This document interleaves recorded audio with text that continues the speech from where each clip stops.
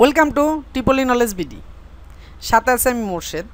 আজ যে বিষয়টি শেয়ার করব সেটি হচ্ছে city operated 3 phase energy meter connection in Bangla for panel board used, অর্থাৎ যে মিটারগুলো প্যানেল বোর্ডে ব্যবহার হয় এবং সিটি অপারেটেড সেই মিটারগুলো কানেকশন করার পদ্ধতি আজ শেয়ার করব। আপনি যদি আমার চ্যানেলের নতুন দর্শক হয়ে থাকেন তাহলে এখনই সাবস্ক্রাইব করে নিন এবং পাশে থাকা বেল আইকনটি ক্লিক করে দিন। অলরেডি সাবস্ক্রাইব করে থাকলে ধন্যবাদ।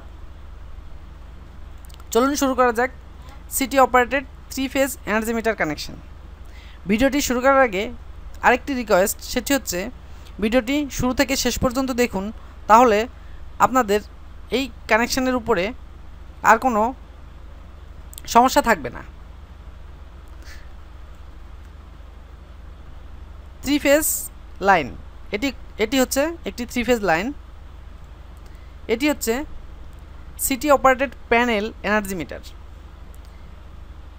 এটির ফ্রন্ট ভিউ এটি এবং ব্যাক ভিউ অর্থাৎ ব্যাক পার্টে কানেকশানের ডায়াগ্রাম আছে এবং ব্যাক ভিউটা এরকম।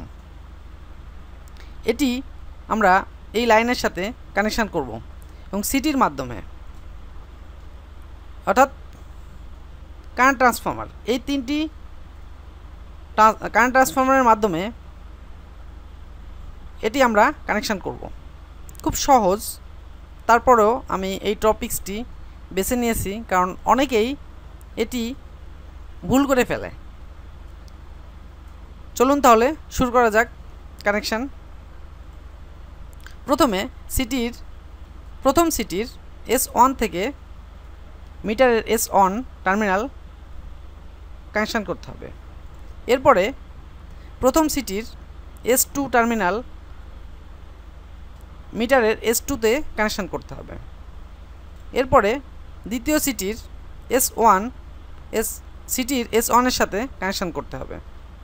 এরপরে দ্বিতীয় সিটির S2 মিটারের S2-র সাথে কানেকশান করতে হবে। এরপরে তৃতীয় সিটির S1 মিটারের S1-এর সাথে সংযোগ করতে হবে।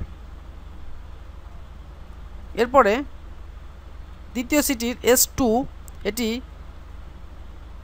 মিটারের S2-র সাথে সংযোগ করতে হবে। এখানে পার্ট করা আছে, আমি খুব সহজেই দেখে দেখে কানেকশান করে ফেললাম। আপনারাও আশা করি পারবেন। সিটির সাথে মিটারের কানেকশান হয়ে গেল। এখন এই 3 ফেজ লাইনের সাথে কানেকশান করতে হবে। প্রথমে আমরা নিউট্রালটি কানেকশান করব। মিটারের এন টার্মিনালের সাথে নিউট্রালটি কানেকশান করব। এরপরে V1 সেটি আমরা রেড ফেজের সাথে কানেকশান করব। এরপরে V2 সেটি ইয়েলো ফেজের সাথে কানেকশান করব। এরপরে ব্লু ফেজটি আমরা V3-র সাথে কানেকশান করব। কানেকশান শেষ। এটি ছিল আজকের বিষয়। আশা করি সবাই বুঝতে পারছেন। এরপরেও যদি কেউ না বুঝতে পারেন তাহলে কমেন্টসে জানাবেন।